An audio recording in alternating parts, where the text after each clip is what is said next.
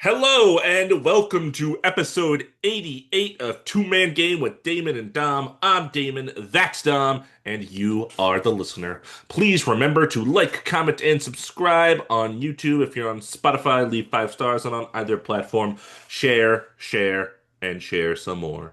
Episode 88, shout out Randy Moss. He was 88, I think. Um, Randy at, at, Moss, at some point in his career. Well, there's not a lot of Markeith basketball players that are going to Morris, be number 88. So, Markeith oh, Morris. okay. Come That's on, he that's won a my bad. That's championship my wearing bad. 88. That's Come my on, bad. man. Come on, man. Um, it is August 28th, Thursday evening at the time of this recording, and we are going to dive into honestly one of my favorite times on this podcast when we start making the tier list. We're gonna have like 7 tier lists in a row starting today. So I'm very excited about that. We will be starting with centers, as you may have guessed by looking at the title of this episode. Um, before we do any of that though, Dom, how are you? Hello, I'm good. I had a good weekend. I've been going to a lot of shows and playing music and hanging out with the band. So it's been a lot of fun. I'm doing good. Busy. I'm excited. Next Saturday, I'm seeing Oasis again, part two, round two. So very excited about that. Excited for this weekend. I'm gonna go to the beach and hang out with some friends and just soak up some sun. But before that, I want to say, since our last episode, it's a very happy birthday to our very own Damon Gibson. Hey, that's Um, me. yeah, so I want to say happy birthday, bud. I hope you had a good birthday. Just bud me? I budded Yuck. you. You like it? Come on, bud. Um, Come on, bud. We're buds here. We're I casual finally buds. turned 23 years old. I'm so excited. Not really 29. I feel ancient. Oh man. Um, yeah, we had the LA trip, and then I went right into the first week of school, and now it's almost the end of the second week of school. Been a tired, busy time as well for me. And this weekend we'll continue that. I have fantasy football draft tomorrow after work, and I have another fantasy football draft on Sunday, Labor Day weekend, of course. I'm helping Jared, our very own Jared, Yeah, shout move out. tomorrow. He's So, moving. Where's he moving? or Saturday rather. I don't know. Um, he just made sure to ask me because he knows that I am strong and handsome, so I'm good at stuff like that. Yeah, absolutely. You're the first person I think of too. Thanks. I've moved plenty. I'm an expert, sadly. But yeah, so busy weekend ahead. I want to see weapons too. I hope that I can get around to doing that at Ooh, some point. I saw that. Have we talked about it? No, I haven't seen it. Gotcha. I recommend it. So Yeah, I let me think I'll know. like it. Yeah.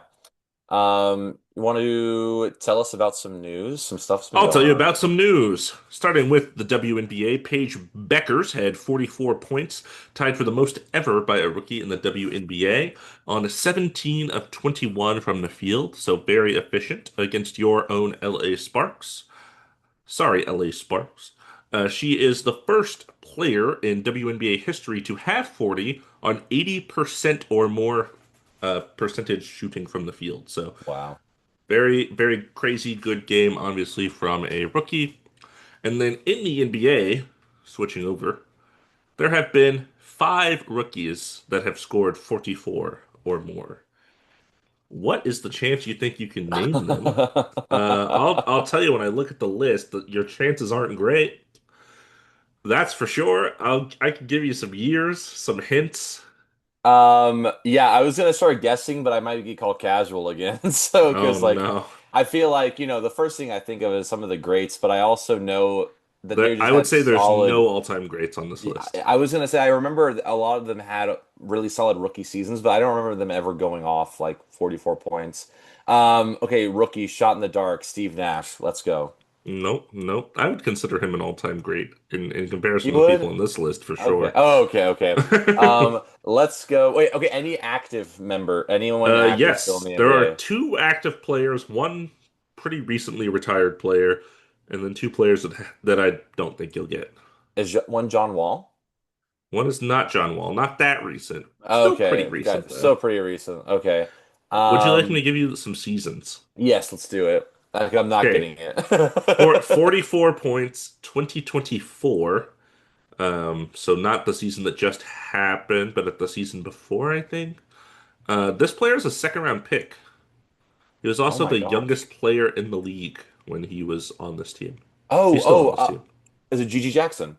Gigi Jackson had Wow, congrats 44. to Gigi Jackson. That's pretty cool. This player, 2019, 2018, 2019 was their rookie Hmm. season. That is the brain doesn't work. DeAndre Ayton was the number one overall pick in this draft class. Oh my God. I mean, I To only know like Trey Young. It is Trey Young. 40, Whoa. Okay, pretty 49 cool. points in that. Yep. This player did it twice, 47 and 44. 2010, 2011. Here's a hint. This player was drafted in 2009, but he was injured his entire rookie career. Rookie season. Rookie career is crazy. Uh, So his second season was his actual rookie season, and he won Rookie of the Year. um, is it Dwight Howard? Not Dwight Howard. No, he Dwight was already in Howard's the rookie league. season was Sorry, like sorry. 2004. No, yeah, yeah. Sorry, casual. My first Casual. thought was Andrew Bynum, but he was also drafted earlier. Mm, he was Um, drafted earlier, yeah. This is the so, recently retired player, like in the last two, oh, three seasons. oh, is it Derrick Rose? Not Derrick Rose. No, that's also too It's a good early. guess. This Yeah, player's a power forward. and retired recently. Tim Dun not what the hell? No, Tim Duncan was not a rookie in 2010. Sorry, I'm just thinking of power forwards. Don't clip this. Don't clip this. So power forward. It was in the league 10 years. Does the team give it away? I assume the team gives it away. The team he was on definitely gives it away. How about some teams he played for after this team? Okay, okay. S Such as the Celtics, the Nets, and It's not even the Detroit Pistons. Blake Griffin? Blake Griffin. There you Wait, he was go. drafted in 2010? He was drafted in 2009, 2009. injured the entire year. I thought it So his was rookie season was technically 2010. I thought it was like 2007 or something. Or I mean I did not follow Blake Griffin's career at all. Um, but okay, cool, good for him. How many more? Yeah. Two? Two Dang. more. There's no shot that you're going to get either of them. Okay. Sick. 2009, 55 points. A player that had a very good start to his career and then fizzled out. Brandon Jennings. Does that name ring a bell to you? Yeah, he's not Brandon Roy. Brandon Jennings was on I don't know, but Bucks?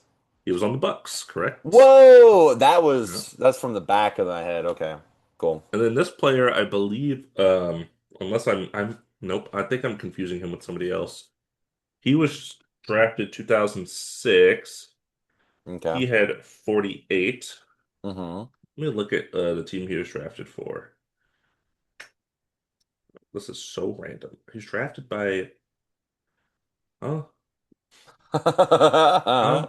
He was drafted by the Raptors, which I actually didn't know. And then he played for the Bucks, Pistons, and Mavericks. I knew him mostly as a Buck, and I knew he went to those other teams, but I didn't realize he wasn't drafted there. It's not Michael Redd, Um, is it?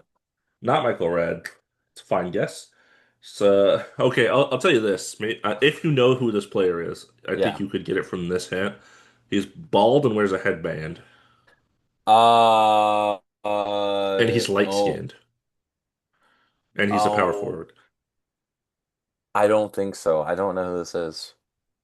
Charlie Villanueva. Yeah, the Yeah, last name kind of, but I feel like there's been a couple of Villanuevas in the league. So, nah. I'm honestly proud that I got some of them, even with all the yeah. hints. A good effort on your part, I think. Yeah. You know what else was a good effort? What's that?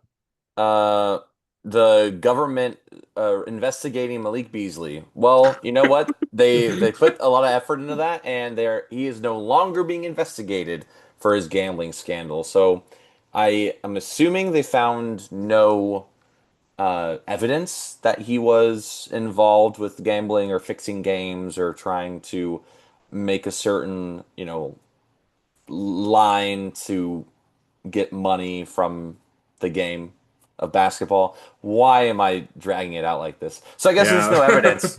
I guess I there's was evidence like, that he was gambling on the game. But I guess yeah, Malik Beasley. I wonder where you're gonna end up. I wonder if he'll go back to Detroit. Detroit basketball. Well, it's weird because they signed Karis LeVert, Tim Hardaway Jr. I don't know exactly if they think he can fit in. It sucks because he didn't get to kind of experience free agency normally. Yeah, and also sucks too because like now I'm curious if teams are gonna just only offer him a vet minimum because he's like a Definitely deserves more. liability. You know what I mean? Like who knows? I guess like they didn't come out and say, "Hey, we found out that Malik Beasley is definitely not gambling." They just said we're not investigating him anymore. So it's like, okay, I guess you found no evidence, but it's not, who knows for sure, really. Some stuff was really suspicious, but he deserves more. I saw some things about like uh the teams interested are like Pistons, Knicks, and um I can't remember the third one. But wherever he ends up, welcome back to the league. Don't gamble on games, Malik Beasley. Thank you very much. I was looking at a list of NBA players on 2K with the top 10 3-point ratings, and Malik Beasley was not on there, despite having the second most made threes last year. So I don't know about that one. I guess the rest of his career has just not been that it's not been I as mean, good. not been as good as last year, but I Yeah. feel like it should be up there. I'll tell you this much. On the Lakers, he was averaging like 27% from three. So you know what? It was probably Hey, that. it's not about efficiency. I mean, it kind of is, but I think it's all about that. it's all about efficiency. Talking Why about, don't you tell me about I was just about to do a little like talk about Euro? it. Yeah, Eurobasket. Talking about efficiency. Let's talk about Eurobasket. Yeah, yeah, yeah. So They're efficient over Eurobasket, there. yeah, Eurobasket started. There's four groups. The only one each team has played one game so far, and just notably, Serbia is at the top of the group, and Germany and Lithuania are in the same group, and Lithuania beat Great Britain. So let's see how Lithuania does. I don't think Valanciunas or Sabonis are playing for them this year Fake around. fans. Yes, yes, they are. Greece won their game, and then France Have, also won. France is like a powerhouse. So did you? I'm curious. Did you sign up for the Lithuanian team or no? they reached out, but I was unavailable. I was at Ah, okay. Oasis. I was That in that makes sense. Wembley, That and makes that had sense. priority. Yeah. They're Maybe like, "Hey, maybe next time they can we get need you a, on board. yeah, we need a water guy." It's like, okay, yeah, maybe next time, man. Don't sell yourself short. You can be No. the Patty Mills of Lithuania. I think I honestly could be pretty good. This is so funny because no, I'm just talking about I could be on the Lithuanian national team. Yeah, sure. Yeah, sure you could. Yeah, you start breathing heavy after four like levels up the stairs. Anyways, um, yeah, that would be fun. But yeah, I'll keep updates on Eurobasket. So it's just started. So Luka looks good. They did lose, unfortunately, their first game, but it's not I over watched for Jokic make a Slovenia. nasty pass. Mm-hmm. You know what I'm The talking double about? punk, yeah, Yeah. like what, dude? To- Good to know he's still insane. Good to Mhm. know. Yeah, but I think it's time. It's time for us to get Speaking of to the. Yoke, Speaking of Jokic and centers, Yoke Daddy, if you will. the center of my Oh, universe is not Jokic. oh, But it is. Basketball's a part of it, that's for sure. And Jared we, Vanderbilt. V8, who doesn't wear the number 8 anymore. So I will explain a little bit while I pull everything up. So we will be putting on a tier list all the centers of the league, all the centers in the league, and my Mac crashed for a second. Can you hear me? Okay. Yeah, you did go out there for a second on me. I was worried. I was a little worried. Yeah, it's whenever you share your screen. So warn me, and I'll stop talking when you share your screen because it's gonna Okay, make me all. great. That's great. I shared my screen for like 2 seconds and I realized that I needed to share something else first. Yeah, so let me know. But basically, we're gonna put all the centers on a tier list. We're gonna go from S tier to F tier, and by no means, if we put anyone in the F tier, it is saying that they are an F tier starting center for this team. Not that they are a bad player. I mean, they are in the league. It is not easy to be in the league, so we're not saying that they're bad players, Yusuf Nurkic, but he's actually not even a starter, I think. So we don't have to worry about him this year. Every year, he kind of ends up being our only F tier center. But that is just a little rundown of how it's going to be, and we're Hmm. going to randomly select. We're going to have a wheel, randomly select the team, and decide where a center will go. We'll probably take turns like we usually do, and kind of say why we think someone deserves to be in A tier, B tier, C tier, and so forth. So. Without further ado, are we ready to share the screen? I'm ready to share the screen. I'm sharing it right now in three, two, one. Oh, what's that you see? Last year's rankings. Let's review real Mm, quick. That's let's what I do was it. Tell about me. to forget to share. So last year, and F tier, Yusuf Nurkic. Good call by you. He sure did end up in F tier. Zach Edey, Daniel Tice. Yeah, remember when Daniel Tice was going to be the starting center for the Pelicans? It didn't last that long. Yeah, I Um, wonder why. yeah. In the D tier, Nick Claxton, Clint Capella, Vucevic, Jakob Poeltl, Walker Kessler, Mark Williams, and Dominatin for D. DeAndre Dominatin. Yeah. Do you want to take over? Or do you want me to just Yeah, keep yeah. going? No, I guess yeah. So it's C tier, we got Daniel Gafford, Wendell Carter Jr., Al Horford, Brooke Lopez, Mitchell Robinson, Jonas Valanciunas, and Jalen Duren. Yes, yes. And B tier, we had Miles Turner, Alperen Şengün, Jared Allen, Ivica Zubac, and Draymond Green because they did not have a guy that really played center except for Looney, but they weren't starting him at this time last year. And I already know who their center is this year. Well, we're going to get into that. Yeah. A tier, we got Victor Wembanyama, which is high praise, I have to say, second year. Bam Adebayo, Domantas Sabonis, Rudy Gobert, Chet Holmgren. Yeah. And in S tier, we wrapped it up Jokic, Embiid, Anthony Davis. Something that we didn't mention when we were talking about how this works, as I pull up our actual list here for the new Mm. centers. Um, We project. That's one of my favorite parts of this exercise and the way that we do it. We are not looking at how this player performed last season. We are looking at how we think they will perform this season. So we are projecting because we think that's more fun than just looking at the stats from last year and saying, "Yep, this was the best guy. Okay, this was the second best guy." We like to take a little risk, and sometimes Dom and I disagree, make little bets against each other. It's a whole fun thing. Yeah. So. I'm very excited about that and to see where we agree, where we don't, and ultimately what our list ends up looking like. Yeah, I'm so excited for this. It's always fun to look back too, so thank you for that. Yeah, of course. Let me pull up my wheel and spin Spin our first team. it. Your All right, face got here we so go. bright just now when Yeah, I turned the I wheel turned on. my brightness up. So yeah. Detroit basketball. All right, we got Pistons. So, still Jalen Duren, Yep. right? What do you Uh, think? I think Jalen Duren is a B tier center. I think he last year had some growth, and then this year I think he's just going to get better.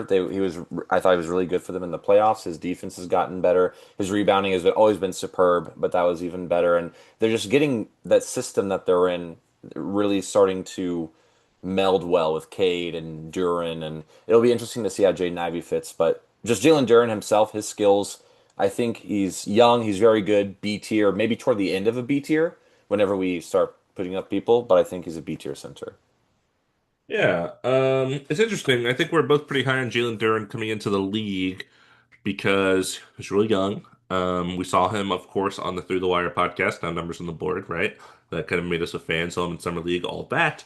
I think his rebounding defense has kind of been up and down throughout his career. His offensive game is not super creative. He can't do a ton, set screens and pick and roll like everybody else.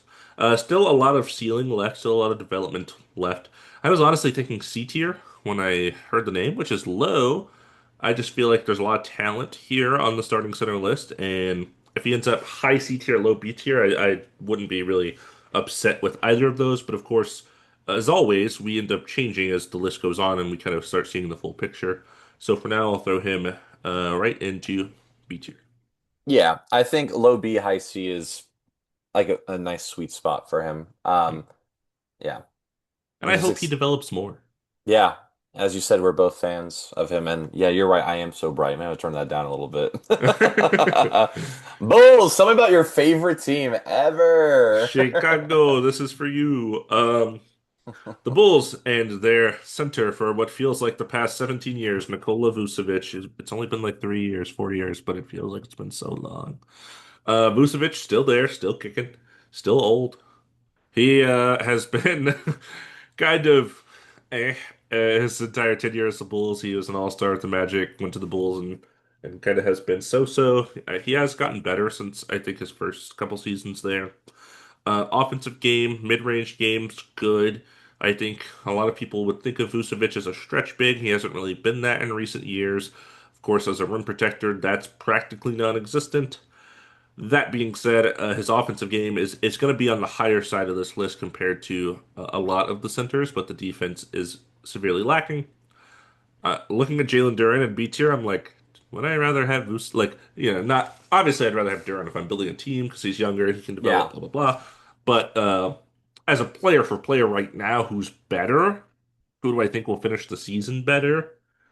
It's tough. I want to say Vucevic, but let me hear what you got. Yeah, I was thinking Vucevic maybe a little bit higher than Durant just because of his offensive game, and like you said, he's very lacking in defense. But with the Bulls, he has a big opportunity because they're not really it doesn't seem like they're really trying to win, and he's probably like the most veteran player on that team, so he'll have the ball a lot. They probably trust him. So for like talking about like seasons, like I think Vucevic will probably have a better season. Will he be on the Bulls by the end of the season is an entirely different question. I hope not, but But I'm not that hopeful. we've been disappointed so many times. But yeah, I would probably say I'd rather have Vucevic on my team as well. If I'm, next year I'm like a contender, I want to win. Yeah, I'd probably say Vucevic. So I'm cool with putting him like above Duran on the B tier, and then we on just to make it look nicer, we could put Duran in C and then move around from there. man, no. Okay. Oh man, I'm all bright again. It's okay. I like your bright face in the corner. It's I nice. usually complain about how I'm not bright. So, Oh, Celtics. This is interesting. this is This is scary. interesting. So Al Horford has not Al Horford's out in free agency. You want to signed. hear your Yeah. options? Yeah. Your options right now. Somebody I added to the list that wasn't on the list, Chris Boucher, Raptors Right. legend we talked about last time. Yeah. Your other option is Neemias Queta. So, who do you think is going to start? He's already on the Celtics and has been. Xavier Tillman, not going to start. Yeah. Luca Garza is not going to start. I'm gonna. So I'm those gonna. are your two options. Yeah, I'm going Chris Boucher. I think they're gonna Okay. go talent. I like Chris Boucher. I think he's good. I mean, we've talked about him, leaving the Raptors, which seems crazy to us when I was on the Celtics. Um, the thing about him is he's on the older side. I mean, he's not old, but sorry, he's like what, 30, 31, something He's like probably that. like 30. I was gonna say 32. Let's see. Yeah, but like Chris Boucher is a good NBA player. I think he's a really good backup. I mean, there's a reason why he has on the Raptors has the most points coming off the bench in franchise history. How old is he? 32. Okay, nice. So for that reason, as a starting center, Chris Boucher is probably D tier.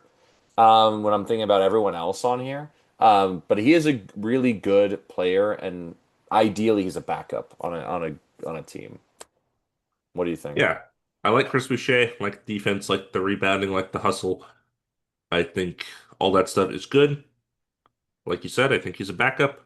And if you're a backup, that means you're not a starting center. That means I'm putting you in the F tier, buddy. Sorry, Mm, Chris, wow. All but right, I'll put put him him in D there. for now. D for Damon and Dom, and I'm right D- again. I'm gonna keep saying that every time that happens. The Um, Wizards oh my God, our and favorite. their second round pick last year, Alex Sarr, who did have a pretty good rookie season in terms of volume, at least. Seems like he had the ball a lot, scored the ball, played okay defense. Definitely a little rough around the edges, as you might expect. He's a pretty young prospect. Actually, he's maybe like 20 when he came in, so he's not that young, but he, you know, whatever. Blah, blah, blah. I think the Wizards are whatever. I think he is fine. I don't foresee some kind of crazy second year jump, despite being the number two pick in a relatively weak draft class. I would say no higher than C, but he could even be D. Yeah, I was thinking high D tier. Just because like I think he's a good player. I think Washington. I think. it'll be a good year of development for him.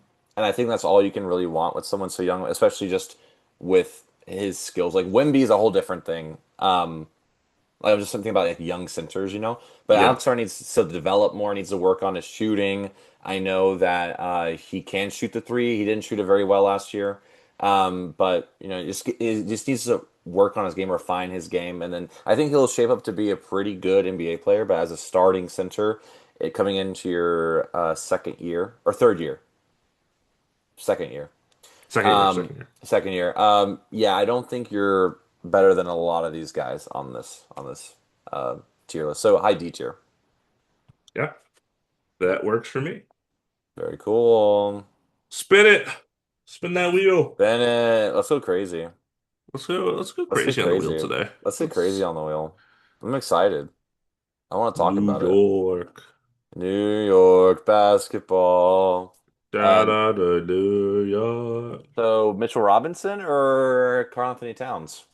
Yeah, looking at their roster, I think they will probably start Mitchell Robinson at center. I project their starting lineup to be Jalen Brunson, OG McHale, Cat, Mitchell Robinson. And then off the bench, they have Miles McBride, Josh Hart, and somebody I'm forgetting. Um, Jordan Clarkson is there Jordan now. Clarkson and why am I totally blanking right now on the Knicks? Also, it's my turn to decide where Mitchell Robinson goes. Oh, Yabusele's over there. Right. Very cool. Yeah, So Mitchell Robinson, that's who we're talking about. Um, Mitchell Robinson, very good center, injury trouble, injury ridden, but he his defense is top tier. yeah, There is a lot to be desired by like fouling and then like stamina, being able to stay on the court. I know a lot of teams are able to play him off the court because he can't shoot free throws. But the thing is, Mitchell Robinson is a very good center when he's healthy and should be respected. And I think he's, you know, they saw how good they can be. I think that's just going to kind of help him move forward. I see him in the B tier, probably higher than Vucevic and Duran, like a high B tier. But what do you think? yeah. Mitchell Robinson's defense in the playoffs and rebounding on the offensive board was so good that they started trying to foul him out of the games because that's how valuable he was. And I think that's really important. He's a good screen setter. He's a fine roller as well. Yes, the health is a question and has been up and down, of course, throughout his career. That being said, looking at the four guys we have, Boucher, Alexar, Duran, Vucevic, I think I would easily want Mitchell Robinson on my team more than all of them. Yep. Which definitely makes me want to put him at, but he doesn't sound like an A tier guy, right? So I definitely want to put him at the top of B, and then later we can maybe slide down some of these other guys if we want. Yeah, that's exactly what I was thinking. Oh, we're on the Very same cool. wavelength. Dude, right now, no, I feel like most of the disagreements happen with the guards. Let's be honest, man. Let Um, let's be honest. let's be honest. Thunder. Hey, since we're being honest, tell me about Chet Holmgren or Isaiah I'll tell Hartenstein. I'll tell you about Excuse me. Isaiah Hartenstein, not Sorry, Chet excuse me. Holmgren, not Chet Holmgren. No, no, no. Isaiah Hartenstein. I think we went Chet last year because Hartenstein was injured Hmm. to start the year, or maybe he hadn't signed there yet. I don't really remember what our logic was. But I think based on their finals run, it's clear they like starting with Hartenstein at the center, Chet at the four, so that's what we'll go with here. Hartenstein, very valuable. This guy um, from the Knicks, right? That was a good little transition. And his game, I think, helped them a lot in the playoffs because he's just a big body, get down, get rebounds. Um, that little push floater thing he loves to do is really good, and he just does everything the Thunder need. I think he is good at kind of adjusting his skill set to helping out the star players. Now, he's not a great rim protector by any means, but I don't think he's as bad as somebody like Vucevic, who already have up there. Looking at the list we have, I would say, I'm trying to think, would I rather have Hartenstein than Mitchell Robinson? That's like the first comparison that comes to mind. So I think I'd have him above everyone else. So definitely on the B tier for me. And before or after Mitchell Robinson, I'm not sure. So let me hear your thoughts. Yeah, I like Isaiah Hartenstein a lot because of a lot of the reasons that you said. Helped a lot with the Thunder getting their first championship, technically second, but neither here nor there. But I'm excited to see him just have a bigger role and continue kind of his high level of play. And because of health, because I think he's going to end up being healthier, I would probably rather have him on my team than Mitchell Robinson. Um, but It's a that's fair the point. only concern is health. So All that's why I would right. have him play above him. And then we want to slide Duran down to C, just Like I so feel like everyone's now covered. we slide them down. I feel like Yeah. now we start sliding them down. Yeah, it's about that time. It's all It's good about though. that time that It's you all got love. demoted. It's all love, man. It's all love. Oh, Houston. uh, please take it. You take it. I'll do two. Okay, I'll take it. I am, just so you know, I Um, am wearing a Rockets shirt. So, I'm rocking the Rockets Filipino heritage. So they have Steven Adams and Shingun on here. I think that we'll just start Shingun at center, is what I would imagine. Steven Adams and Shingun, the double big, is more of a specialty thing. I don't think that's going to be a regular 82 game season kind of deal. So I'll go with Shingun here. I think talent-wise, offensively, there's not a lot of people on this list that will be better. He can handle the ball. He can pass very well for a center. He can get in the post. He can score. He started getting better at shooting throughout his career. Started off not being really much of a shooter at all. And he's still not great. He's probably about like just below league average or something. But he can do it, and it is a threat, which of course adds to his game. Not a great defensive center, kind of short for his size. Um, for his position, I mean, not for his size. That doesn't make any sense. But and yeah, so not great on defense, and I would say like pretty excellent on offense. I think, and of course we're projecting. What yeah. kind of jump do I think he can make? Um, I think I would take him over everyone on this list. Is that the Rockets bias speaking? Perhaps. Does that mean he's A tier? I'm not sure. Not sure. I'm floating between a low A and a high B, and I'm not sure. Help me out, please. Um, yeah, Shingun showed a lot of progress last year, and then I'm projecting he's gonna just play even better. Plus, you're gonna playing with an all-time great Kevin Durant, who is ball dominant, but not like Jalen Green ball dominant, where he'll have the ball then do nothing with it. Right. Sometimes, but like, so maybe the opportunity won't be there as much. But the thing is, he's just going to develop so much more as a player. And I think being the second seed last year, going to the playoffs, and just wanting to come back and play at a high level, I am going to say Shingun's A tier. Oh, Shingun. Yes, you love Welcome to to the hear it. club. Welcome to the A Well, club. welcome to the club, buddy. You're in. Pal. You're in, boy. All right. Oh, I love this for you. I know you're Okay. a secret Trailblazers fan. Whoa, neither here nor there, man. It's because Arvydas Sabonis played there as a 31-year-old rookie. Okay, anyways, so Oh, say that's casual. So Donovan Clingan. that's right. He's going to be the starting center. Donovan Clingan had a pretty good rookie season. He did deal with a lot of injury stuff and had a lot of minutes taken away because of like DeAndre Ayton being there and earning more money. So it was tough. But this is the first year I feel like Donovan Clingan is the. I know Robert Williams the third is also on here, but I feel like he might be You traded never know with for. that guy. Yeah, and also injury stuff is just too much of that over the years, and he's also on the shorter side. Like I like Donovan Clingan. I think he needs to work on his motor, very similar like Zach Edey. Mm, He is kind of like on the slower side, kind of lumbering back and forth. But the thing it's a is, good he call. is a rebounding machine. When he's close to the basket, he's really good at making the shots. The center will not stretch. He's decent at defense. I think there's a lot of potential. I'd probably just because of his age and other people on here that are probably better. I'd probably say high D tier, maybe low C tier. But I kind of like his very specialty of like rebounding and just being really good down low over some of the people on the D tier. But I like Duran more, so I wouldn't say he's above Duran. Yeah, it's interesting. I think he is kind of like tried and true standard NBA center guy. Like I rebound, I play defense. I don't do anything on offense. Like very like 2005. Like this is Yeah. my my center that is going to do nothing, but also do like the very basic essentials.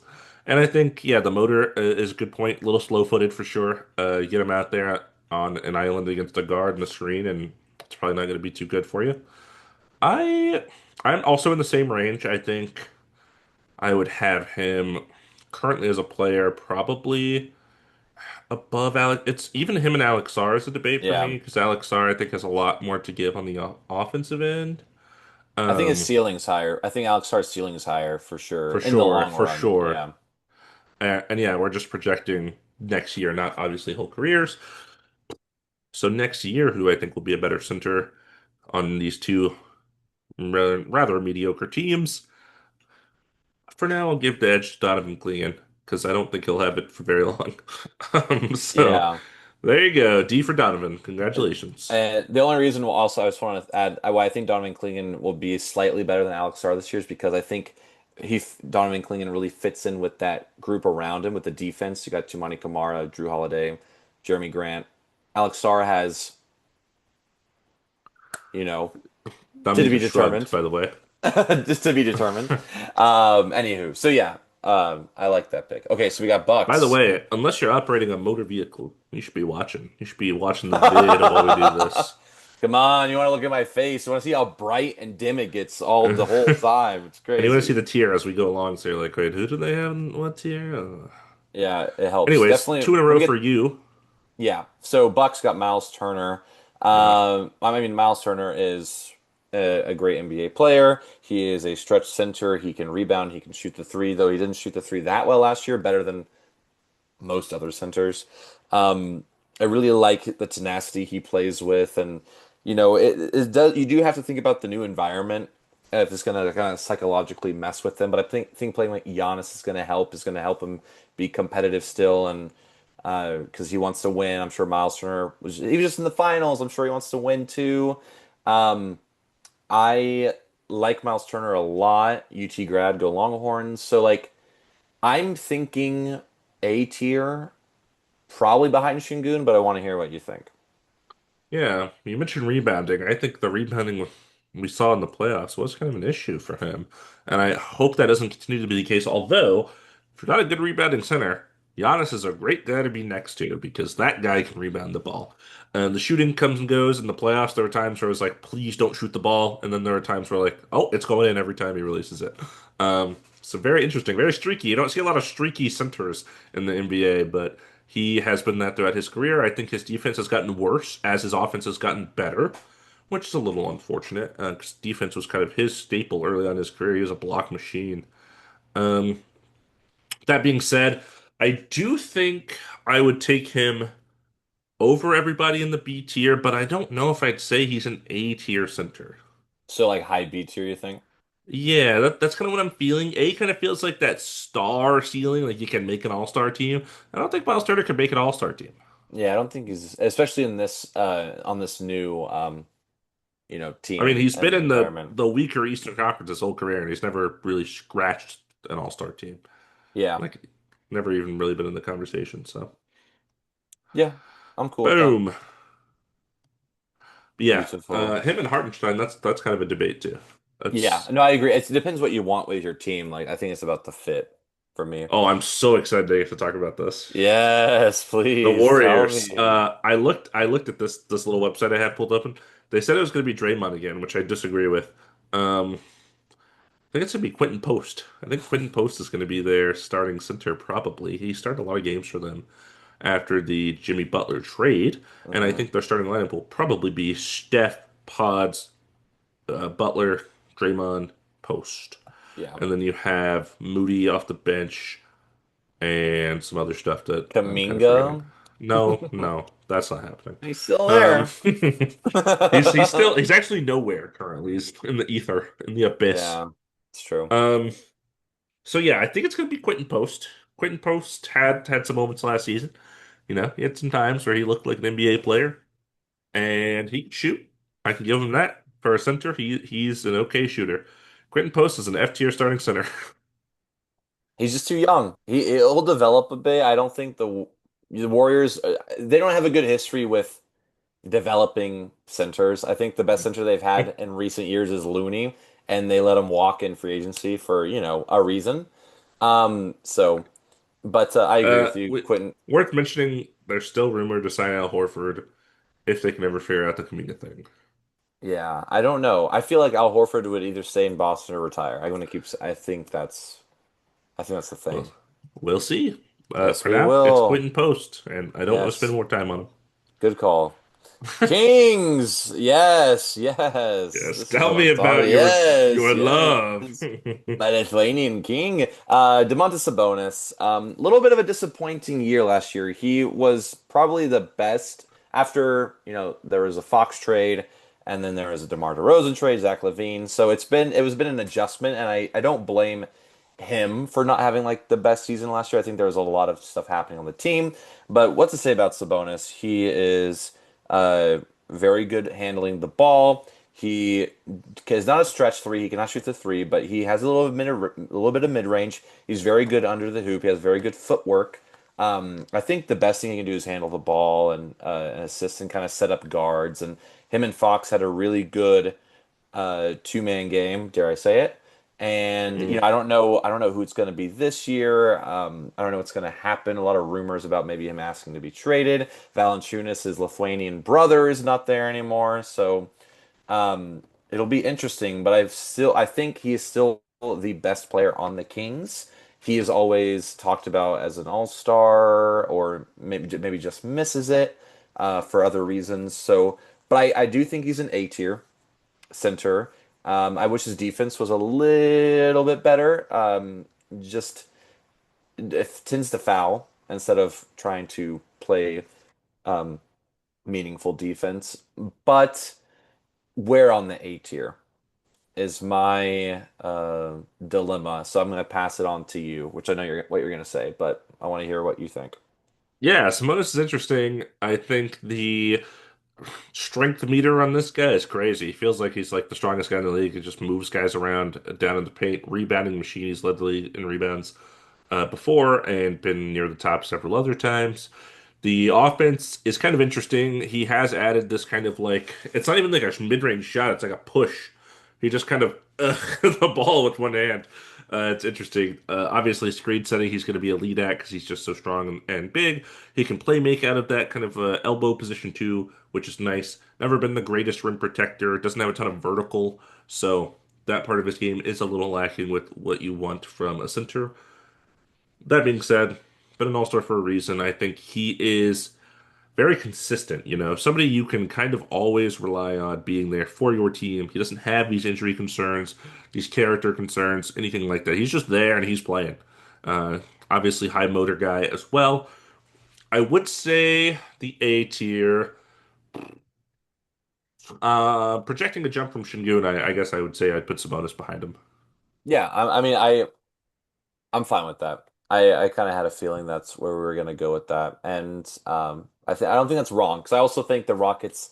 There's a lot more happening there. There's a brighter future, it seems, next season. So Sabonis might have some trouble next year with a lot of what's going on. So S tier for Sabonis. I mean, look, hey, you said it, not me, man. You said it, not me. Raptors, your favorite. Toronto. Sorry, it's not your favorite, man. I'm sorry. Yeah, Jakob Poeltl. Okay, we talked about this deal and why it was in my one of the worst offseason moves for the Raptors because I think it's kind of an expensive deal for Jakob Poeltl. What do we know about Jakob Poeltl? Well, this is what happens in this inner video. I say the same thing 500 times. He's a good rim protector. He plays defense. He sets screens. His offense isn't great. He's like your average guy, but he's a little more veteran savvy, so I wouldn't put him down here with the Klingons of the world. Klingon, I can't even say that name. Because I think he's basically Donovan Klingon with more years in the league, and that's kind of it, right? So I'd say he fits comfortably in the C tier, probably better than Duran at this point in their respective careers. Yeah, I was gonna say the exact same thing. I like Duran a lot. I think he's gonna get there. His ceiling is a lot higher than Pirtle. Pirtle is who he will be. and he's very good at what he does. Sure, it was an overpay, but he's a center who plays basketball the way the Raptors want him to. So, um, yeah, I think he's C tier above Duran. We'll see if he's moved Yes, around. sir. We'll see how good the Raptors are Where's my next year. mouse? There it is. Very Couldn't find curious my mouse about for a him. second. Hey, man, it's all good. We found it in the end. We found it in the end. We sure did. Mavericks Mavs. basketball. Last year Sorry. we had Daniel Gafford. I think Mhm. at some point they started Derek Lively more and had Gafford come off the bench. I think it's going to be lively because there Yeah. I've also heard like more not rumors like it's going to actually happen, but they were talking about like trade because they know Lively's solid and very good, so they're trying to like they're shopping around Gafford. Not that I think he's going to be traded, but I think Derek Lively is going to be the starting center next year. Is it? Are we in agreement? Yes, yes. Okay. I was saying last year we had Gafford on the list, but I think as the season went on, Lively kind of took that spot away. Yeah. Cool. Just want to make sure. Yeah. So Derek Lively. Like he's a traditional center in the way that he can rebound. He's a good rim protector. But he does have a playmaking aspect to his game, which a lot of these he has very good hands. He's able to hold the ball, not like some of the other centers on this list. So, and he's still very young. So I think his ceiling is can get even higher. I don't think he's going to be shooting the three by any means, and he's not even really shooting mid range. He's just shooting under the hoop. But I think he's very good for what he does for being so young too. I think I would put Derek Lively in the C tier above Pirtle probably just because I think he's gonna have a better season. He is playing alongside Anthony Davis, um, who is pretty ball dominant. And then once Kyrie comes back, if he comes back this year, we'll also have the ball a bit. But I think Derek Lively is a really good center and just gonna keep getting better. So that's why I think C tier, high C tier. Yeah. That's a good place to put him, I think. We talk about playmaking for Derek Lively as an underrated part of his game, maybe so much that it's not underrated anymore. I think just being able to set a screen, roll to the basket, grab the ball on a pass, and be able to do more than dunk is a good skill set to have to kind of make the extra passer or what have you. And that's something he's shown early on in his career. I think the defense is okay. You know, it's probably like average center. Not quite as good as our Mitchell Robinsons of the world. Not quite as bad as our Vucevic's of the world. Somewhere in the middle. I say he would line up on defense. High C tier, I think, is a good spot for him. I think I would take him over Duran. I would take him over Pirtle. When I look at the B tier, I'm like, should Vucevic really be up there? I don't know. I might take him over Vucevic too, especially after another season of progression if we're projecting. I mean, I think we can put Vooch on the C tier and Derek Lively low B tier. I think very highly of Derek Lively. I will do it. It is done. Okay, fine. Yeah, and he had some injury concern, but like it, he hmm just was just started. I don't think it's going to be like a lingering issue. So, hmm tell me about tell me about the Cavaliers starting center. The Cavaliers starting center, Jarrett Allen. I think a pod favorite. We love Jarrett Allen. So fun, so goofy. Has an afro.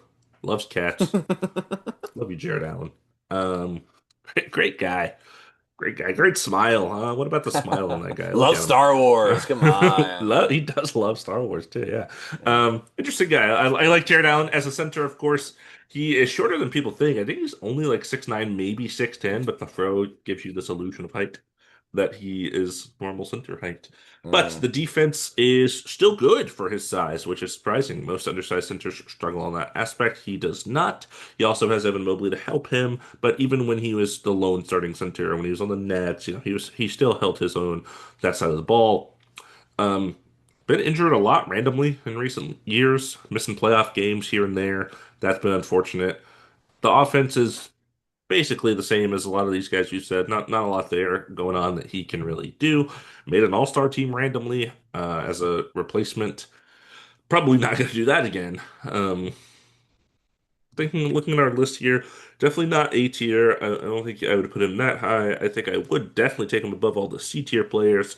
What does that mean? He probably lands somewhere on the B tier. And where on that B tier is a good question because I think Jared Allen has had these seasons where he looks better than everyone here we have in the B tier. And I think he's had seasons where he looks like in between Mitchell Robinson and Derek Lively. So where do I think he'll finish this year? Um, I'll say I'll say right smack dab in the middle, in between Mitchell Robinson and Hartenstein. But I'm curious to see what you say. Also pod favorite. I like Jared Allen a lot. Whenever I play fantasy basketball, I always try to draft him because he's a double-double machine, and I like that a lot about him. Because of his performance in the playoffs, I think I want to put him, and I don't think it's gonna get necessarily like exponentially better. I mean, I think he's kind of the player he's gonna be. It's not like he's going to expand his Right. game too much. I think I want to put him behind Mitchell Robinson, just because I think Mitchell Robinson has shown that he's a little bit better defensively, ever so slightly. Yeah, for And that's what I sure. think I do next year think Mitchell he'll Robinson is a be. better defender, for sure. Yeah, so I think he just kind of fits right in there. So like you said, I mean, when I heard Jared Allen, I was like, oh yeah, A tier. In my head, I was like A tier. And I looked at the guys, I was like, God, I like Hartenstein a lot. It's like Miles Yeah. Turner's really good. Yeah, so I think that makes sense for him there. But All three of these guys, Turner, Hartenstein, and Robinson, they were all kind of just like playoff risers. So yeah, it's a tough list to crack. yeah, absolutely. Let's see who we crack next. Shall we? I don't like the sound of that. Who are we cracking next?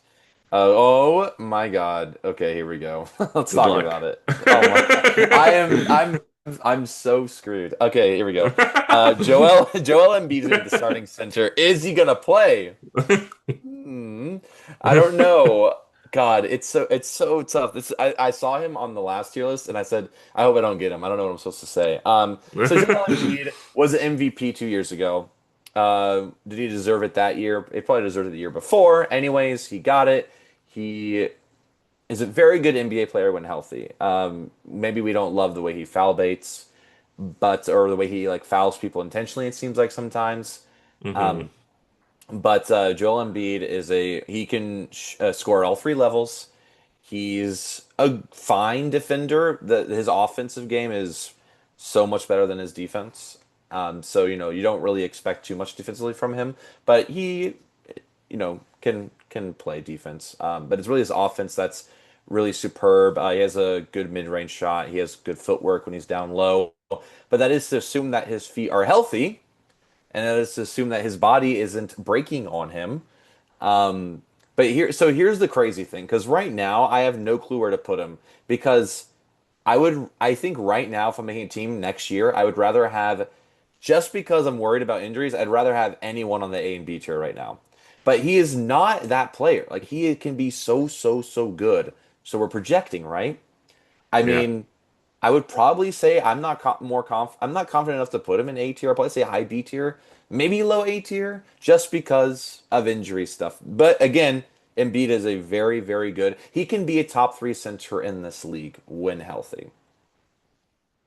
When healthy. When healthy is the question. Hmm. Wanting to put him that low is kind of crazy. It's crazy, and I don't like Well, Joel Embiid. yeah, I know. And again, like it doesn't feel right. He should be S tier. It's not. He should be, but just make his own. We're gonna make a Joel Embiid tier. Hi, my name is Joel. Hi, my name's Joel Embiid. Have you seen that video? No, Good video. um, but I like it. Congratulations. That's not a word. Congratulations. Uh, congratulations, Joel Embiid. We don't know where to put you because last season you were so hurt that we just forgot how you play basketball. So, while probably an S tier talent on the both sides of the ball, really, the injury history and last year leaves us curious. If let's say you reset the league today, right? You just reset the entire NBA, did a fantasy draft. I wouldn't blame people for taking Shingun, Sabonis, even the people on the B tier, Miles Turner, Hartenstein, and so on, because they're so afraid. How many good years does Joel Embiid have left? So I understand your argument in terms of where to put him on this list and being confused about it because you just don't know what you're going to see next season. Um, to frame an argument for the listener in case they thought you were insane for being like, yeah, B tier. Yeah, because uh, yeah, anyways, continue please. Not a talent thing. We know he's a talented guy. He's probably the second at third at worst, talented center in the league, right? Um, we know that's there, but the injuries are real. The concern for that is real. The whole Sixers team is a mystery walking into the season because last season was so weird. But yeah, do you want me to move this row anywhere? Do you want it to be below A tier or something? Let's put him at the top of A tier because I like to be optimistic during this, you know? Okay. I can't be I can't I want him in S tier, but like it's just I'm so worried, you know what I Yeah. mean? Like he didn't play at all last year. I mean, what's going to happen? So, benefit of a doubt. I mean, his like you explained, his talent is obviously S tier. He won MVP for a reason. He deserved an MVP award. Um, but that was 2 years ago. So Yeah. I don't know. Joel Embiid in the Joel Embiid tier for now, Yeah, enjoy it. Enjoy and it, maybe Joel. forever. Yeah, we'll see. All right, Oh two in a row for you boy. as we All go to right. the Los Angeles Lakers. Here we go. You know what they say. Uh, D for DeAndre. Um, they got DeAndre Ayton.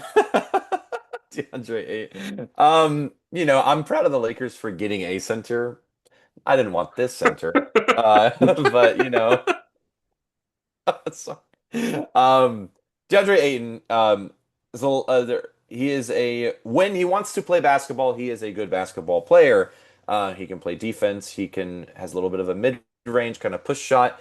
He should be more aggressive, but isn't, and it's a little bit infuriating. But I'd say his upside was pretty high when he came in, and with the Suns, you saw the best of him, his flashes. But with the Blazers, I think he kind of quietly had like a okay season last year. I don't think he averaged a double double, but it was probably like 14 and 9, which is still good.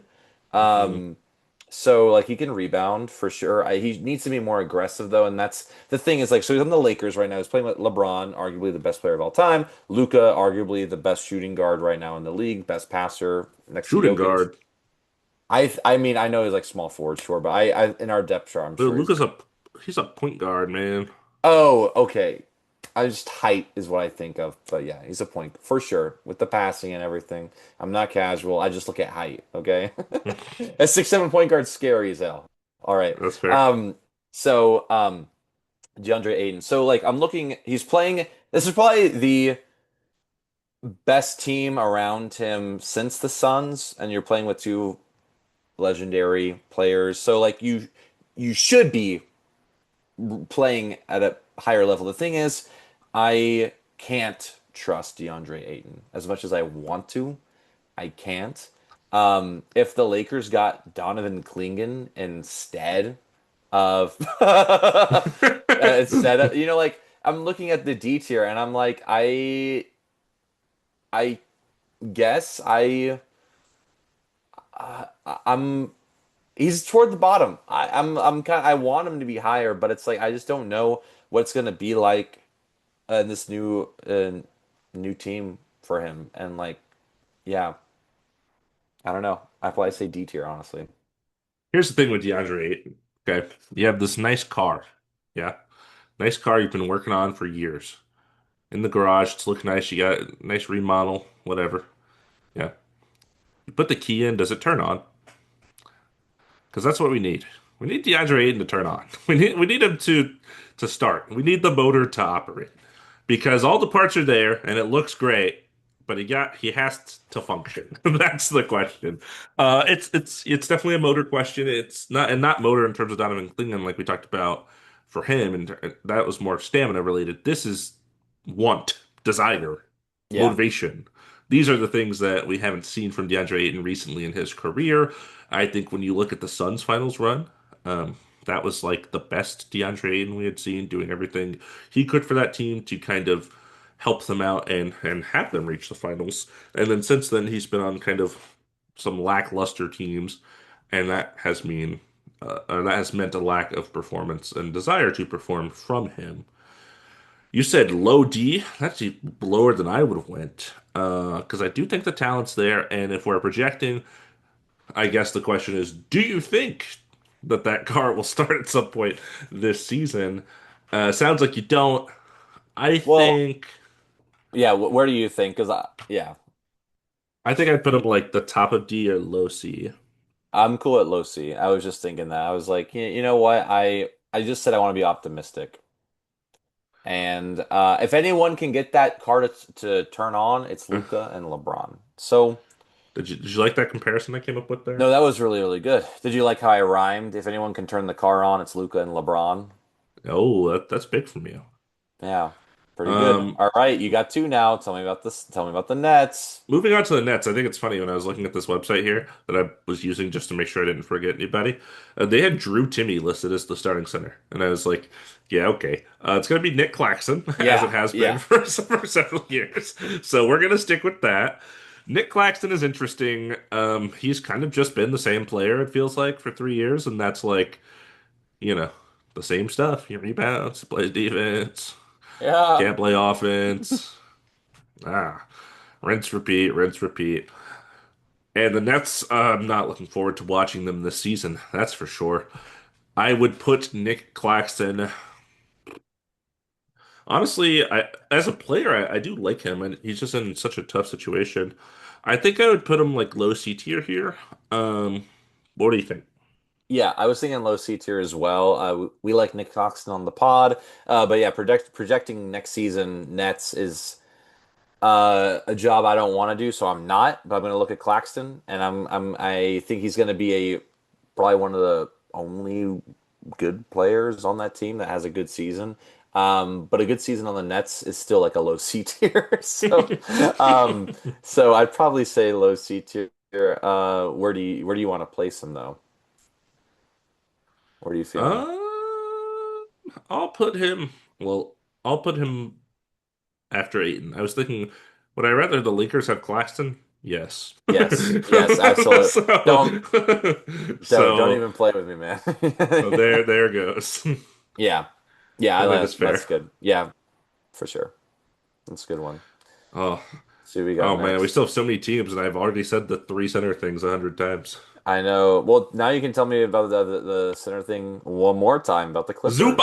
Zubac, man, I love Ivica Zubac.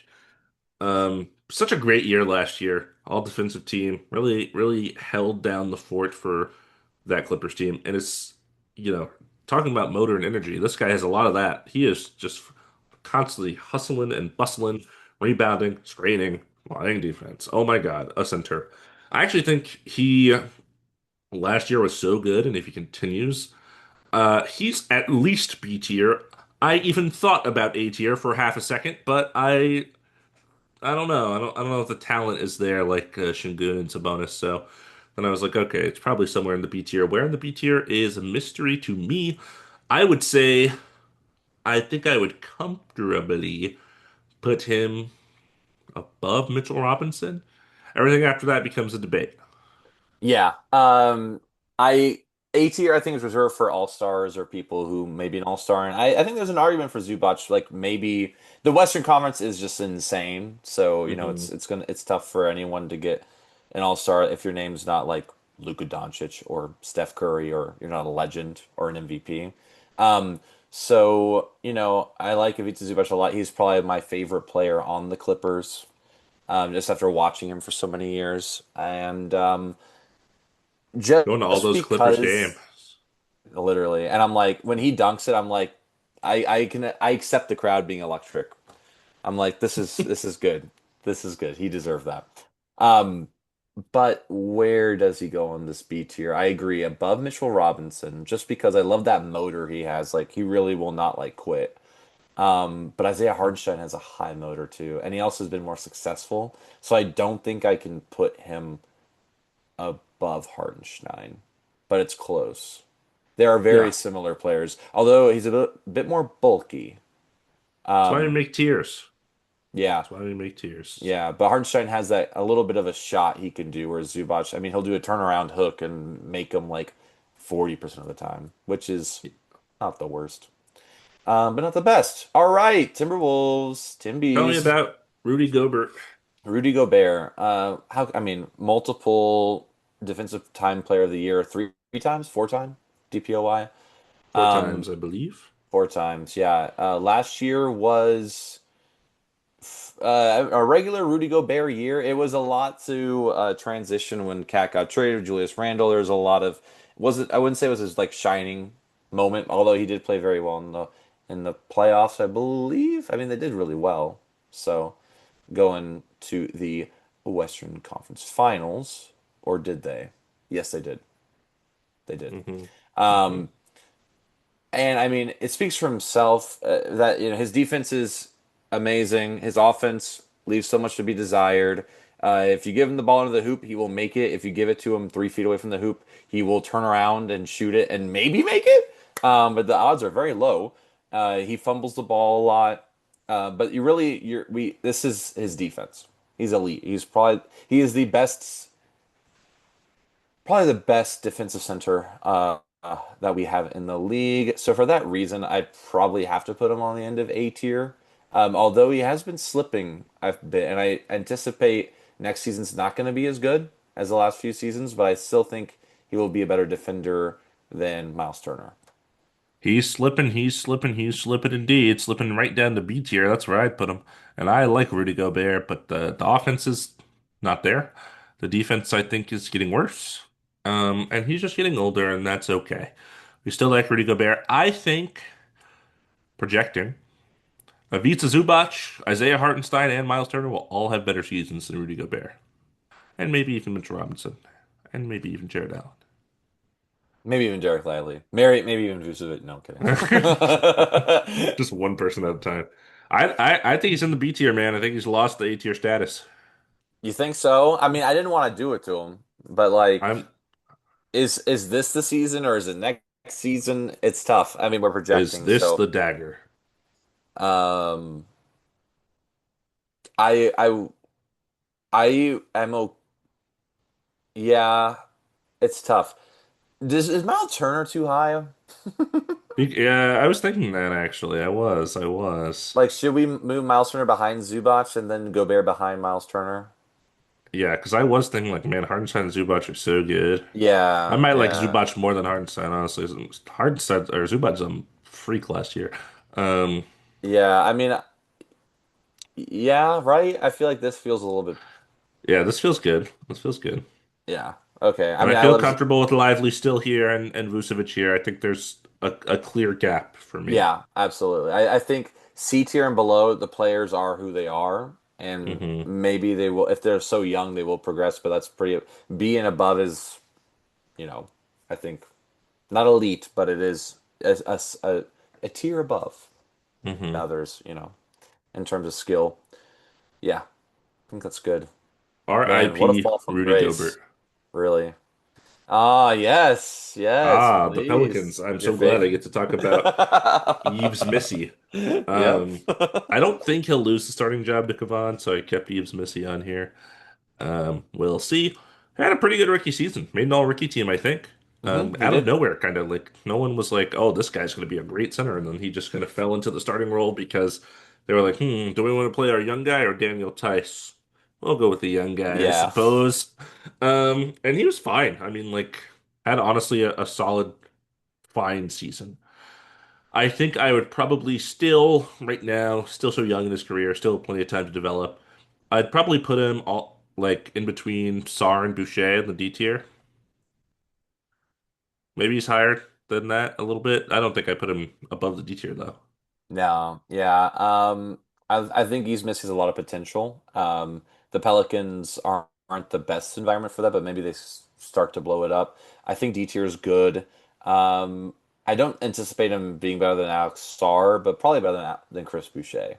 So I think that's a really good spot. Um, just because, yeah, he doesn't really have like that stretch capability that Sarr is really trying to refine. But he's a very good rebounder, very good defender. Hey, he's a center. for What do you sure. want? Be a center. Yes, you are the center. After this, let's do a little recap real quick of who we got. I feel like it's Okay. a lot of talking. So Orlando Magic. the Magic, is it Wendell? Wendellium. Wendell Carter. He has been I think kind of a polarizing part of the Magic just because he will have flashes where he's really, really good and will be able to make the three and stretch the three. That's kind of what he was kind of sold as. And but I don't know how much he kind of fits into this like defensive identity. He is a good defender, but surrounded by everyone else, I think helps a lot. But him on his own, not so great. He's good offensively. Um, I feel like if anyone in Orlando is going to be traded or whatever might be moved around, he's the kind of the one guy that's kind of out of the this core that they're kind of just trying to build. That being said, Wendell Carter Jr. is a very good center still. I like him quite a bit, but how is he going to be next year? Is he going to be better than Vucevic? Is he going to be better than Pirtle? Um, I think the Magic have a lot of opportunity next year to make a push in the Eastern Conference. Mm. I don't think he's going to be like the biggest part of it. I think he will be rewarded for it. So I think he'll probably. I kind of want to say above Vucevic, but what do you think on the C tier? Yeah. Yeah, it's weird. They were traded for each other. Mm-hmm. It's strange because Wendell, I feel like when he went to the Magic, I was happy and excited, and as the seasons go on, I'm like, oh, he really hasn't changed, huh? It's really just Mm-mm. the same guy. He did add a little bit of a range to his game that I don't think he had when he was younger. But aside from that, a little undersized, not an amazing defender, not a horrible defender. Honestly, when I think about the Magic and I think about their aspirations next season as potentially a four seed, three seed, five seed, somewhere in that range, I feel like the center is the weakest spot of their lineup. Mm-hmm. Um, with Wendell Carter. I definitely don't think he fits in the B tier looking at those guys. Looking at the C tier, I do think he belongs somewhere in this tier. I kind of am looking at Vucevic and I'm like, is this guy too high? um, because I like you said above Vucevic, and I was like, yeah. And then I was like, wait, but would I put him above Pirtle or Duran? I don't know. um, I mean, do we slide so him down below Duran and then put Wendell right behind Duran do we and dare Vucevic in slide him front? down below Nicholas Claxton? Legendary Nicholas Claxton, New Jersey net. New York, Brooklyn Um, net. uh, I don't know about And that. It's tough then though. It is so slight. do you think Wendell's better than Duran and Pirtle? I don't think so. What do you think? Yeah, I'm okay with putting him like right here. Yeah, I'd rather have like I trust Duran's like double ability. I trust Pirtle because he's like elite at what he does, and I feel like Wendell is so like you said like the same and kind of like can be bullied easily down low, and I feel like Duran and Pirtle a lot harder to kind of do that. So Yes. I like this. Yes, yes, yes. Okay. Um, recap. We said we need Oh to yeah, recap a sorry. little bit now. Recap just real quick. So we got no S tiers. Don't worry, we're waiting. Right. We got Well, people coming. we got a couple, yeah. Yeah, we got a tier in between S and A tier because Joel Embiid, who are you gonna be next year? Let's find out in a year. A tier, we got Alperen Şengün, Domantas Sabonis. B tier. B tier. Isaiah Hartenstein, Ivica Zubac, Miles Turner, Rudy Gobert, Mitchell Robinson, Jarrett Allen, Derek Lively. C tier, we got Jakob Poeltl, Jalen Duren, Wendell Carter Jr., Nikola Vucevic, Nick Claxton, and DeAndre Ayton. In D tier, we have Donovan Clingan, Alex Sarr, Yves Missy, and Chris Boucher. To round it out in the F tier, we've got our Golden State King, Quentin Post. Awesome. But still some teams to go. Yeah, I just That's wanted our to do a little recap so recap. far. Yeah, very cool. I like it. So far, so good. Yeah, yeah, yeah. I'm Let's I'm see what we totally got content with this list right next. now. All right, we got the Hornets. Tell me who's starting for the Hornets. So we have a little bit of a debate to make here, Let's and do I'm it. not sure. So they signed legend Mason Plumlee this offseason. Somebody that you certainly could argue is a starting center. I don't know how great of an argument that is, but you could. And then they still have from their roster last year Musa Diabate, who started some games at center after kind of the rest of their center lineup petered out with the Mark Williams health stuff and all that. The issue is that Musa Diabate is 6'9". He is undersized, but he is motor. We've talked about that a couple times. He's a motor machine. He is flying around, lots of energy, lots of hustle, lots of heart, some defense in there. Um, but he's not really what you think of as a center.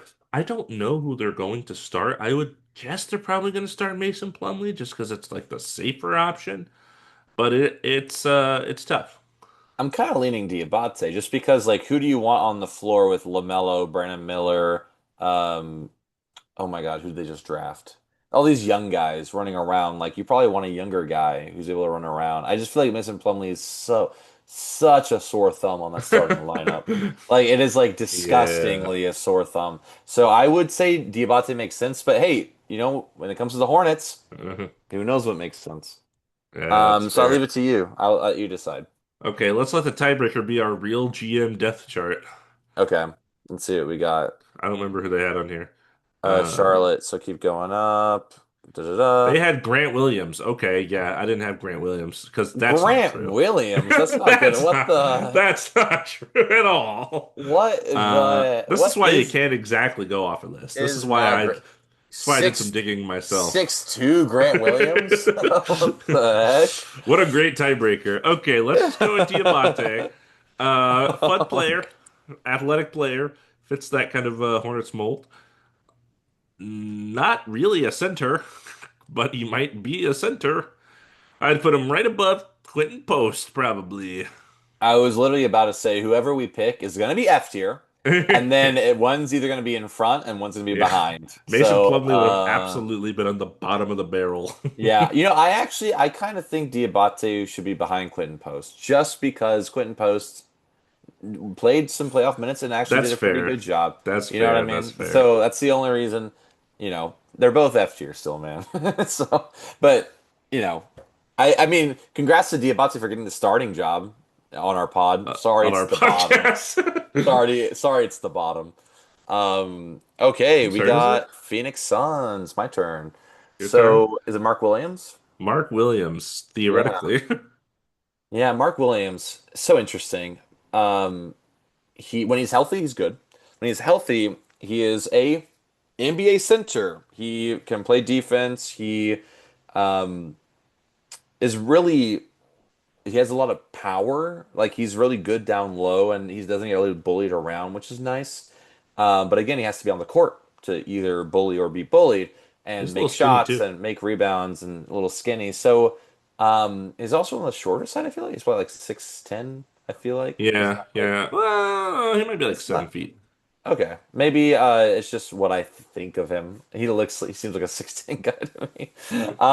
That being said, it is really tough for projecting next season how he's going to be. I don't know if he's healthy. I kind of feel like a Mark Williams is like C tier, but just because it's such a question mark, I kind of feel like high D tier because he has shown flashes of being a really good NBA center, but it's just so hit or miss every season, and I don't think he's played. I don't think he's ever played a full season, or even close. So, what do you think? Yeah, it's a great point you make. I think talent wise, I probably would line him up with, maybe even on the higher C tier side. I think we've seen it. We've seen the flashes. He had some great times in Charlotte, which you don't say a lot about Charlotte, but he was a bright spot there once upon a time, and then they tried to trade him, and then they did trade him, which is crazy. And now here he is in whatever this Phoenix Suns roster is going to be. Hopefully, cross fingers, he's healthy. And if that's the case, I do think he will land somewhere in the C tier.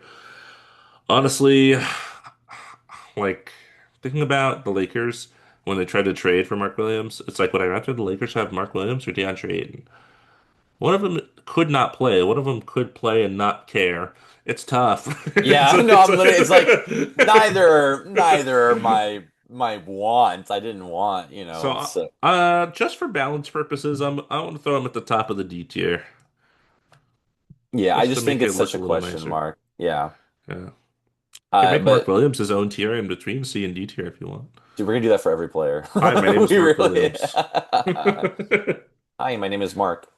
Um, yeah, I'm just Mark a couple more W. to go. We haven't talked about some of Severance the most. reference. All right, here we go. Oh yeah, Mark W. All right.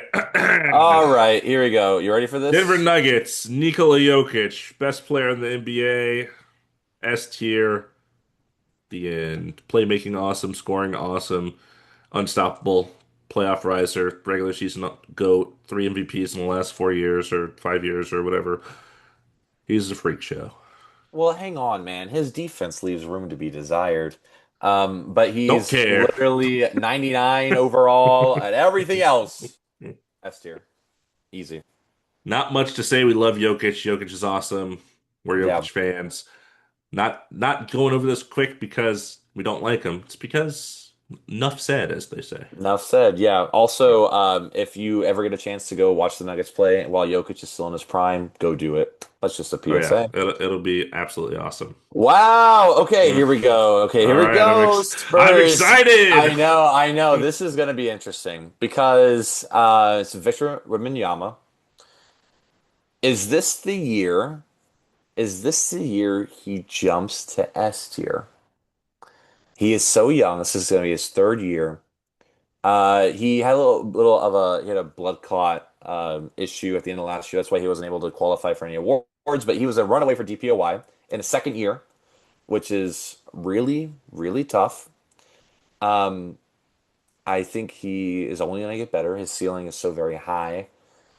My only question is he that high A tier or low S tier? And I know last year I think you put him a lot higher than I wanted to, and you were very right about putting him in A tier. But now it's just, is he gonna just keep on going? And I think there is a, I mean, let's talk about what he can do. He can play defense amazingly. He can get two blocks in 1 second. We've seen it too many times where someone gets a rebound, puts it up, block, gets a rebound, puts it up, block. He needs to work on his shooting from the three. He likes, people like to say he's a stretch three. He needs to work on that. But everything else, he's so good. Mid range is so good. He can just reach over you and put the ball in the hoop sometimes down low. So it's like tough. I think one of my biggest question marks about him going into last year was, he's pretty skinny. Is he able to kind of be beat up by these bigger guys? Hartenstein, Ivica Zubac, Gobert, whatever, any of these people down low. And I will say, was able to. Um, so he's just getting better. He's just getting better, and that's scary. I want to hear what you think. Yeah, Wemby's awesome. You mentioned the defense. He was clearly going to win Defense Player of the Year last year before going out with that scary blood clot that he is still recovering from, not playing in Eurobasket right now. I do think it's supposed to be done prior to the NBA season starting. That's kind of their priority. I think he's been practicing basketball and all that. They just didn't want to throw him overseas as kind of his first return to action. Makes sense. I think with his defense and his offensive potential, which we have seen bits and pieces, hasn't been as consistent as you may want. And as I think some people thought coming into the league, they thought he was just going to be a 40% shooter from three right away. Hasn't been the case yet, but he still likes taking them. And sometimes it's right, and sometimes it's like, you could have dribbled in and probably got a layup. You could have not done that. So, yeah, maybe there's some decision making there. That being said, I think this season I don't think this is a bold take, but I think he'll be a top 10 player in the NBA. Um, so I'd throw him in S tier comfortably. Yeah, Behind do Jokic, it. but Yeah, in S tier. yeah, let's do it. Crazy. So like look at Şengün and Sabonis, I'm like, nah, Wemby is way better than those guys. Yeah, it's just that ceiling is just, it's like they can't even touch it. Yeah. Literally, the guy's like he's not 7'4", right? He's like 7'4", yeah. Yeah, sure is. Isn't that crazy? Yeah, I can't even fathom. I'm not able to fathom A whole this. foot taller than me, and I feel pretty tall most of the time.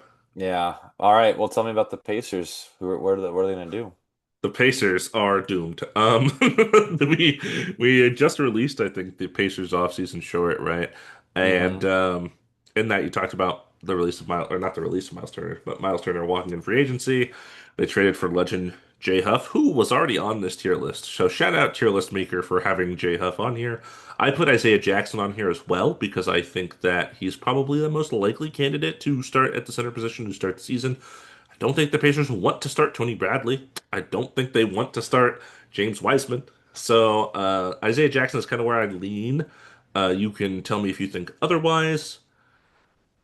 I No? agree with you. Okay. Ijax is starting. Yeah. Yeah. I think we've seen some talent from Ajax. We've seen some ferocity. We've seen that motor, that engine, right? The hustle, the defense, all that good stuff. Um, But I think the ceiling is pretty low. He feels like a guy that's kind of just who he is, and he is going to give you good minutes, but it's probably best if they were 16 to 18 minutes off the bench, kind of spot energy minutes, because that feels like a key component of his game. And as a starting center, it might leave a little bit to be desired, especially with the Pacers' style of play, where they're just up and down the court constantly.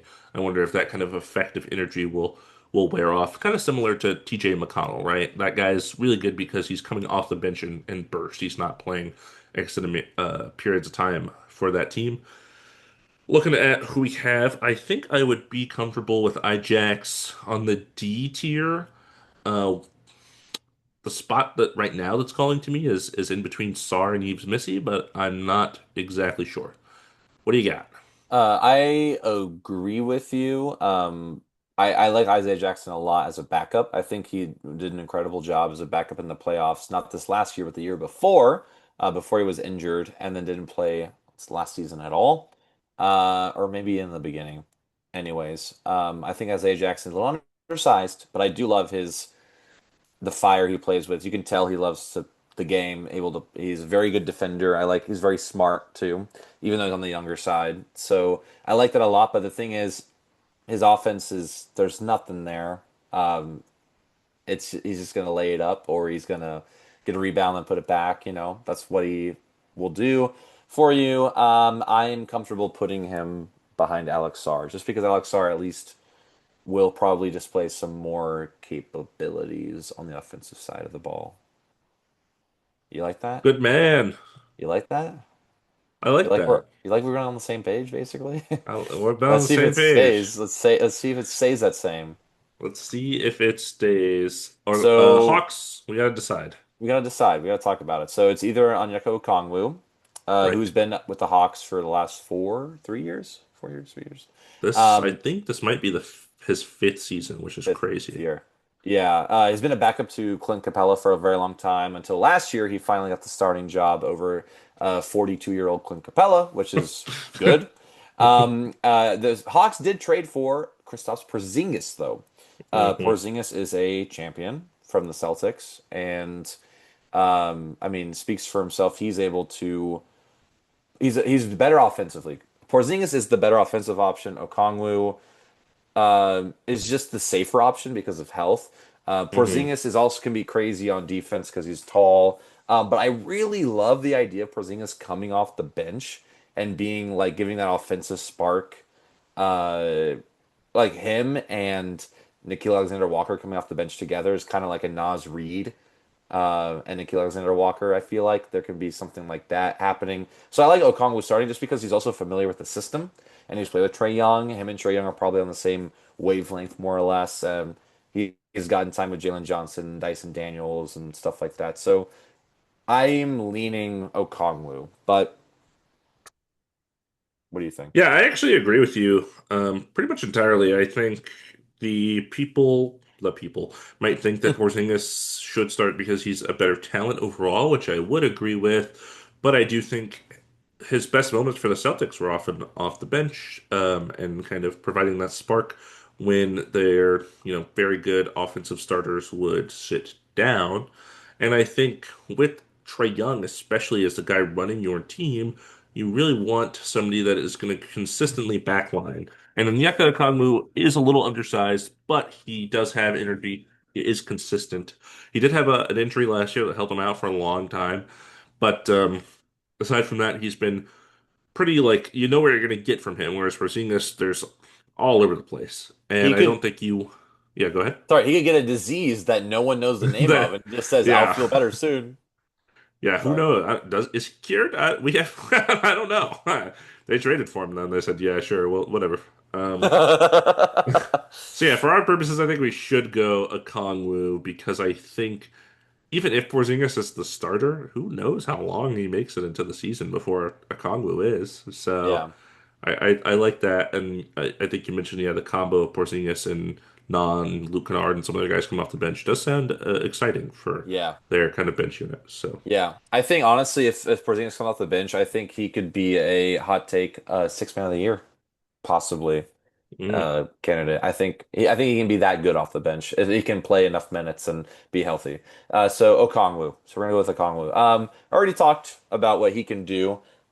Very consistent, and I think he's younger, so I feel like even though he was injured, I think he can bounce back a lot quicker than a Porzingis on the older side. So Okongwu. Um, I'm so high on him, but I gotta like rein it in because I mean his ceiling is maybe a little bit higher than what it is right now, but it's he's not going to add a 3 point shot to his game or a mid range or whatever. Um, so compared to all these other people, I mean, I'd probably comfortably put him maybe behind Duran, maybe above Pirtle, somewhere in the C range. I don't think he cracks the B tier. What do you Yeah, it's an think? interesting player for sure. I believe in Yaka Congo. I have for a long time. I thought he should have been starting a long time ago. I think there's still some room for development as a player in this league, despite being this many years in, just because he hasn't had ample opportunity. I think there's a chance to kind of shine. I do think he could become a Jakob Poeltl. He's probably not there yet, but I think he could be kind of that type of player in that mold. Duran and him feel a little similar to me as well. I think I would put him probably below Duran, but above Wendell Carter. Cool. Yeah, I think that's a very I think it makes sense. And the thing is, like, even though he's in the future, I think his fit with this Hawks team is so good. And I think it's, Yeah, we've yeah, gushed about the Hawks. We're excited about what we kind of surely season have. they can Surely have. have. Let's talk about, tell me about Bam Adebayo. See, this is another debate. Is it Bam Adebayo? What else would it be? The person that was already on this list is Khalil Ware. Um, or Mm. he's a little taller than Bam, so I guess he'd be the center. Bam would be the four. I looked at their lineup quite a bit. This was probably the one that I was the most unsure on. So they have Tyler Hero, Norman Powell, Davion Mitchell. Are all three of those players starting? I don't know. If all three of those players are starting, then you have Wiggins at the four, Bam at the five. Hmm. If all of those three players aren't starting, you have two of them. Probably doesn't matter what two. I'm not going to get into that. We'll get into that later. Um, we have Wiggins at the three, and then like it could be Bam and Khalil Ware. It could also be Wiggins at the three, Jovic at the four, Jaime Jaquez at the four, and Bam at the five. So I don't know. This depth chart website that we already proved was so reliable. I Yeah, think let's look. I kind of have my own thoughts, but I want to see what they have. Okay. I mean, this doesn't make any sense. This is not what I was thinking at all. So what You the don't think heck is Drew this? Smith is going to be the starting two? No, I don't think Dru Smith is going to be the starting two for the Miami Heat. Yeah, I don't know what Man. this website did. I'll love. I think to me, what feels right is the Davion Mitchell, Hero, Wiggins, Adebayo, Khalil Ware, and then you have Norman Powell, six man of the year, Hmm. run, could have been, coming off the bench with Hame, and then Jovic. I feel like that to me makes the most sense So because you here's got the issue easy with that, defense and because I shooting. agree. That's kind of where I leaned. I was like, yeah, Khalil Ware probably is the five. I know we don't agree with real GM depth chart here, Yeah, yeah, but yeah. their center depth after Bam and Khalil Ware does not exist.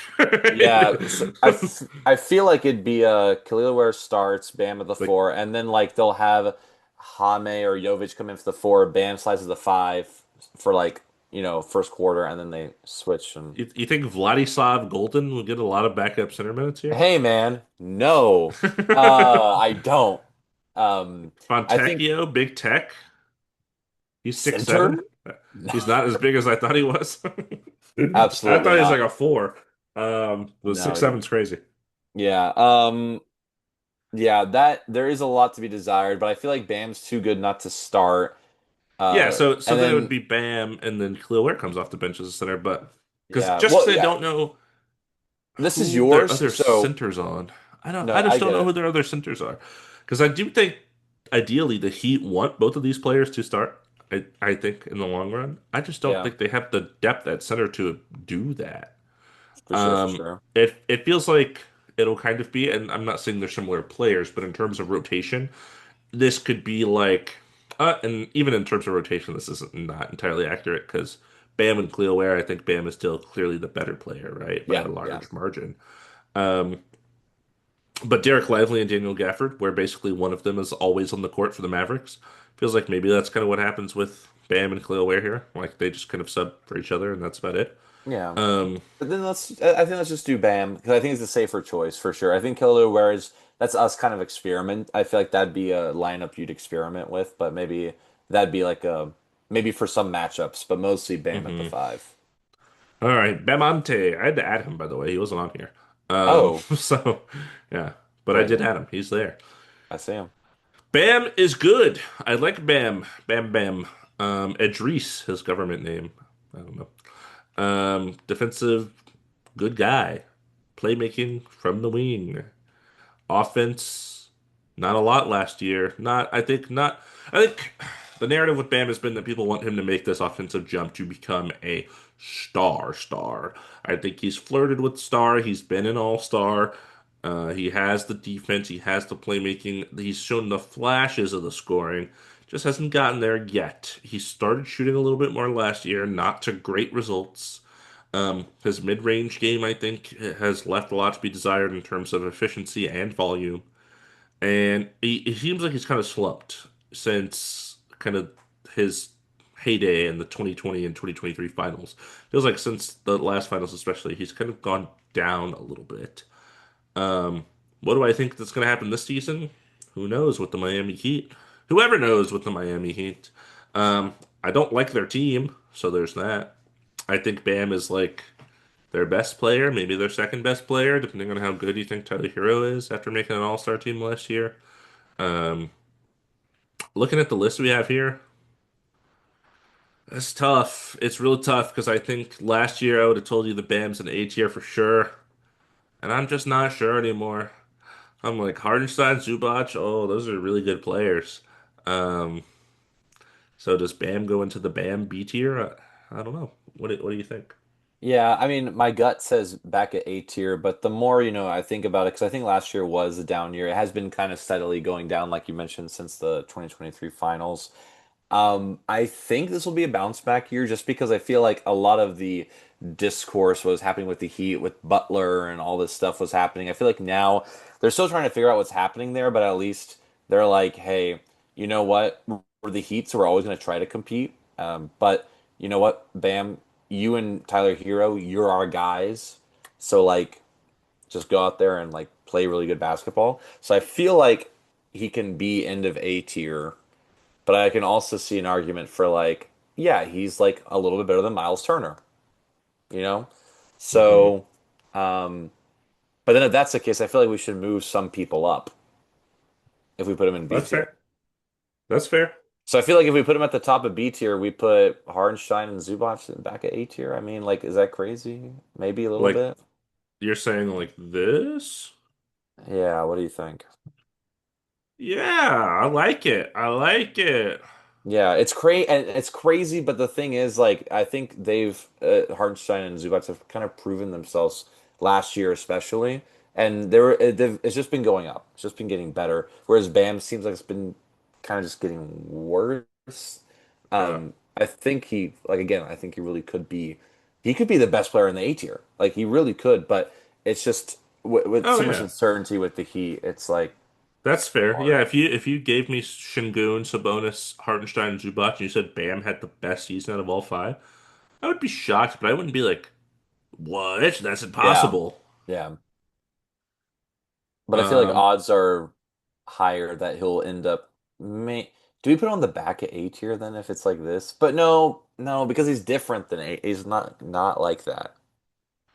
yeah, I mean, we're projecting. Do you think he bounces back this season? Or do you think he kind of stays where he's at right now? I mean, I like being optimistic, but I also feel like maybe top of B tier is a little optimistic. Um, yeah, I like it. I like it as is. All right. And so it is. Who's it going to be? Walker Kessler or Zach Edey? It's going to be Zach Edey. All right, Yeah, Zach. you know what's funny about Zach Edey is they had the on the real GM list they had Santi Aldama, and I was like, well, that's wrong. Yeah, absolutely So not. No. Yeah, it's hey, real GM. You're wrong. Zach Edey, I want to talk to you. You're better than Zacharias. you're better than I thought you were going to be last year. That motor, got to work on it for sure. Sure. Definitely got a lot of good did rebounded really well. Played defensively when he was already back for defense. Played good set defense. Could not if he made it. He's running to be back on defense. He wasn't going to make it. Um, Yeah. But I feel like we talked about this probably last year too. What else is he gonna add to his game? I mean, you just got to work on your stamina, composure, and then you're just gonna be down low, get the ball, dunk it, lay it up, or you're gonna try to block somebody. It's like I feel like I I kind of want to put him D tier, behind Eves Missy. Like I think he's solid, but I also think he'll probably end up one day being a backup center. Um, I just don't know what else he can do to add to his game. You know what I mean? Like I don't know. Um, Projecting next year, he's going to be the exact same probably. Yeah. I think he definitely had a better rookie year than I imagined, like you mentioned. And I do think he complements what the Grizzlies need pretty well in terms of rebounding and stuff like that, because Jaren Jackson's not great at those things. Uh, you say near the back of DTR, like he was Missy area. I look at the rest of DTR. I think he's probably gonna have a better season than Donovan Clingan. Still think he's You a better think? player. You think? You're a Blazers fan, so I understand why you Dude, don't what think the that hell, man? way. Let me get my Blazers jumper real quick. You think he's what, like top of D tier, back of C tier? Yeah, I would say like, oh man, it's so tough because part of it is the projection, and I think like looking at even some of the players on C tier, DeAndre Ayton especially, I'm like, well, Zach Edey was better than that guy last year, Yeah. but what does he look like this year? Well, that's a question. Yeah, Um, different. Both teams are going to look very different too. No Desmond Bain, and then he's now DeAndre in the Lakers. Like it's going to be different. yeah, I think I'd put him in between Mark Williams and Clingan. Yeah, I'm comfortable with that. Are you? I mean, is it if this is the most disagreement we're probably going to have? Yeah, I'm fine with it. All right. Yeah. Last but certainly not least, Oh, I spun the let wheel me for guess. You fun. spun it. Hey, it's the Jazz. Tell Oh me. my goodness. Oh, it's Walker Kessler. Um, Not Yusuf Nurkic.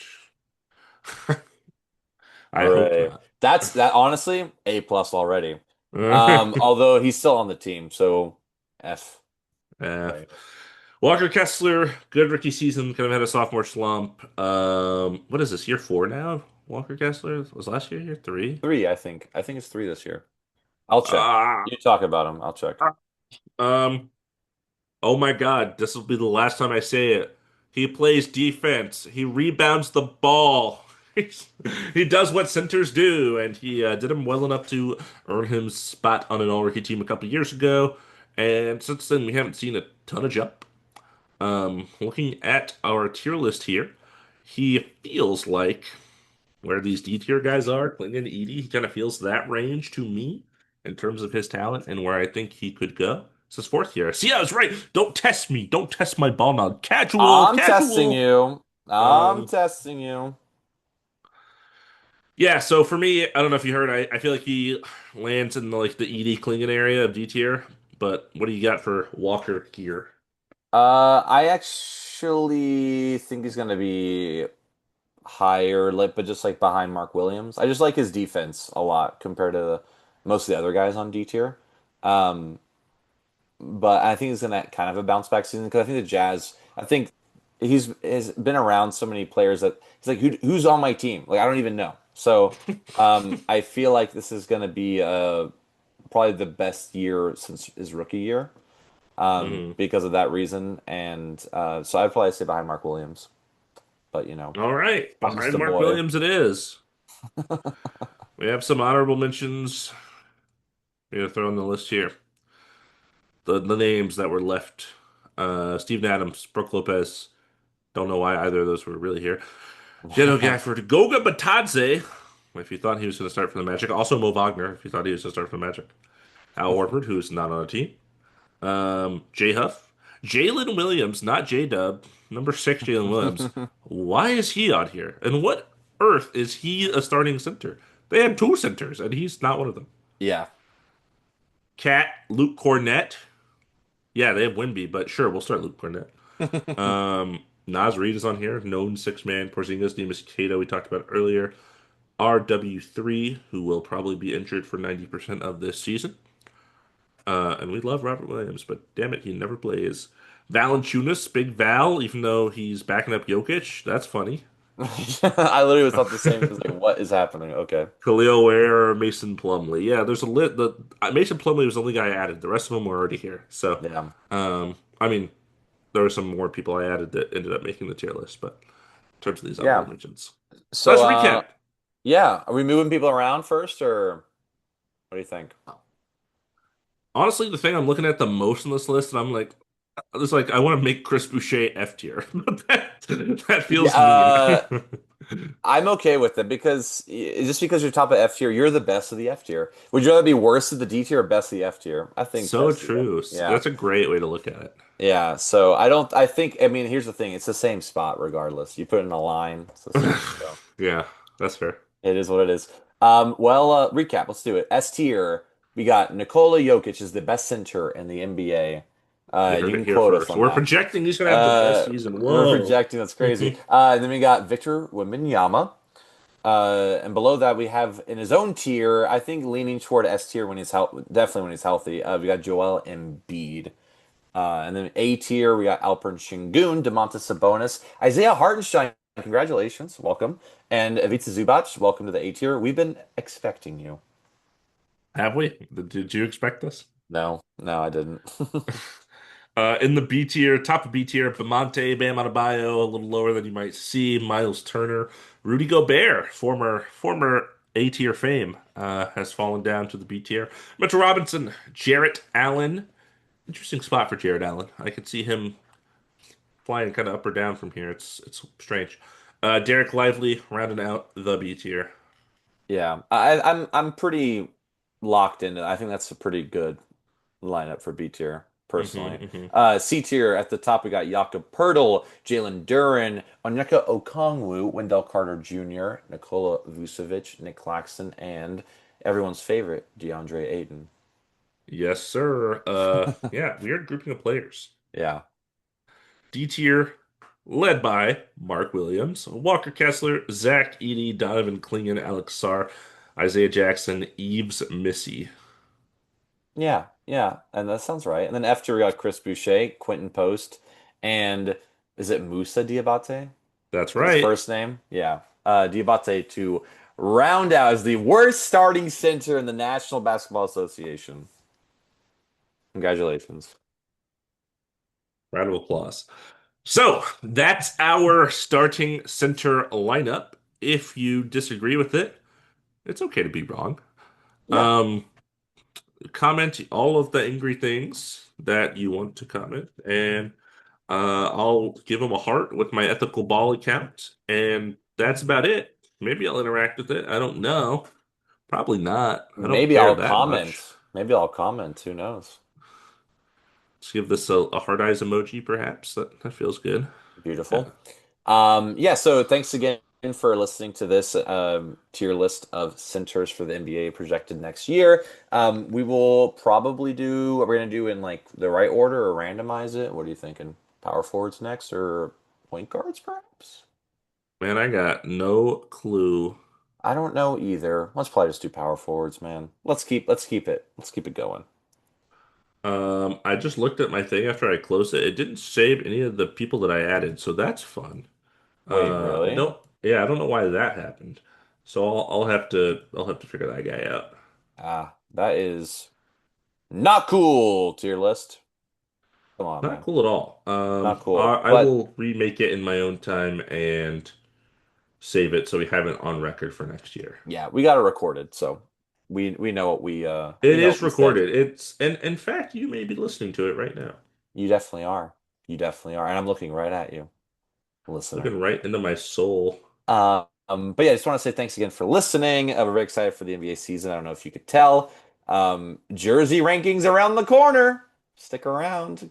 Dom could I even feel make an like appearance on another podcast and talk about jerseys. we will see. We'll see if schedules match up. It would be pretty fun to do. But yeah, I just want to say thanks again for listening. Like, comment, subscribe, share it with people. We really appreciate you. And you have the ball. Take your shot real quick. I do have the ball. I added all the people to the tier and just did a little screenshot for my records. So did that. Boom! Oh, that hurt. That was way too hard. I should not have done that. Don't slap the basketball, kids. Here we go. In three, two, buzzer. Well, it was right on. It hit the net. It hit the net. Hit the Let it net. be known. Nothing but net. Nothing but net. Nothing but not true, true, None but true. net. But yeah, thanks again for listening. This has been Two Man Game with Damon and Dom. Buckets!